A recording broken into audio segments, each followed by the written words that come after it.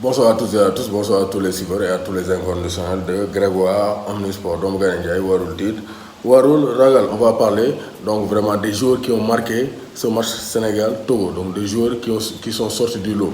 Joueurs qui ont maintenu une performance jéggi d'ailleurs. Donc, on va démarrer par Idrissa Gana Gueye. Donc, Gana Gueye, depuis le début de la saison, avec le Paris Saint-Germain, match de préparation, match officiel, il réalise des performances XXL. Donc, il a marqué un coup franc direct donc, face au Cap-Vert, ici au Stade Lat Dior. Il a encore vraiment réalisé une performance de très haut niveau. Moi, je suis Gana Gueye masterclass parce qu'il a réalisé une performance digne d'un grand patron, un Gana taille patron. Donc, comme l'a bien titré le journal Stade. Donc, légitimement, Monen Kofal, meilleur joueur du match.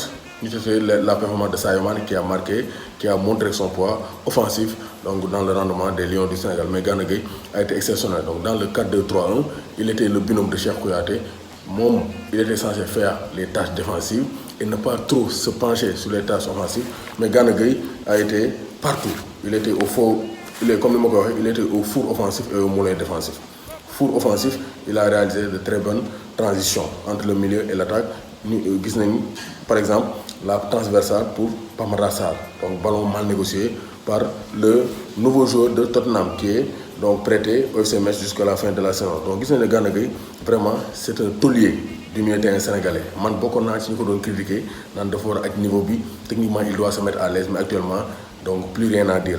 Idrissa Gueye taille patron, donc rien à dire. En tout cas, il réalise des matchs de très haut niveau.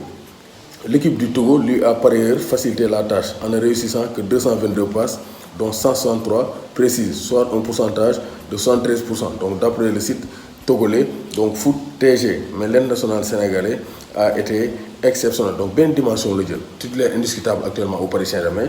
Au début, on était sceptique de faire direct ça, mais Gana Gueye essaie de titulaire.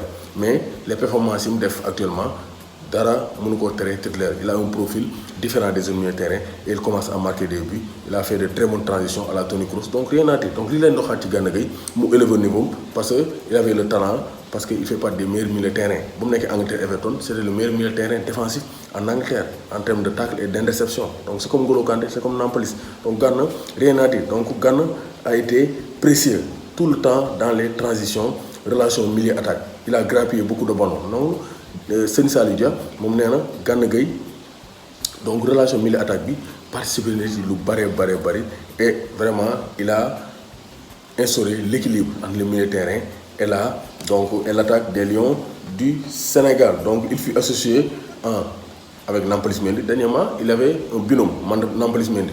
Nampalys génn Cheikh Kouyaté ñëw. On a vu que les performances de Gana Gueye n'ont pas changé. Donc il a vraiment la carrure de patron de l'équipe nationale du Sénégal. Donc il se dirige vers son 4e tournoi continental. Après 2015, 2017, 2019, 2012 sax naroon naa dem. Ñu ko sélectionné en novembre mais fekkoon na wagon bi xaw ko raw Amara ne boy bu ndaw la mais nañ ko bàyyi il aura chance. Te Gana Gueye montré na donc il est devenu un cadre de l'équipe nationale du Sénégal. Donc il va vers sa 4e Coupe d'Afrique des Nations. Donc comme Sadio Mané, comme Cheikh Kouyaté. Et c'est la CAN où ils doivent gagner. Ñoom seen CAN la. Parce que quand il faut rentrer dans la trentaine. Donc, il a 30 ans. Parce que Gana Gueye, donc, il est 89. Donc, actuellement, il a 32 ans. Donc, Gana, il a avec Cheikh Kouyaté, Sadio Mané, faire tout pour faire gagner donc, le Sénégal, cette CAN 2022. Parce que c'est leur CAN. Donc, c'est à eux de faire la différence. Et ils sont sûrs, à l'issue, pour dormir tranquille. Parce qu'avec un Idrissa Gana Gueye à ce niveau, le milieu terrain du Sénégal sera très difficile à dominer. Il reste juste à mettre du rythme dès le début du match et à concrétiser les occasions. Donc Gana Gueye, taille patron, c'est le très haut niveau. Donc Idrissa Gueye Ndioro. Idrissa Gueye Ndioro.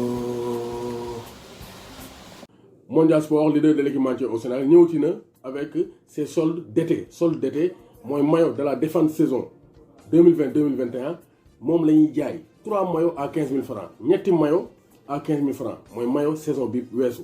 Donc n'hésitez pas à contacter le 77 666 03 95 le 67 059 99 84 Mondial Sport, leader de l'équipementier au